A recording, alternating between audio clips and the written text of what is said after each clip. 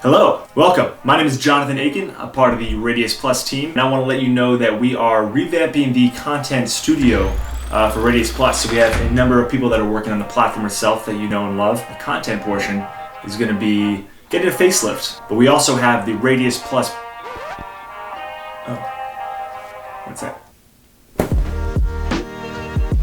Yeah. So anyway, Radius Plus. We have a number of different segments that we're excited to push into this entire studio. So first of all, we have reactions. We also have news and other headlines that are around the self-storage industry. We have product announcements. We have tips and tricks. And we have interviews with yourself and other players in the self-storage landscape. And then finally, we have deep dives and shout-outs. Those are going to be situations where we actually might explore a self-storage facility or other helpful technology. Well, that's it. I just want to let you know that we have a lot to look forward to with Radius Plus content. So be on the radar for a lot coming your way in 2020.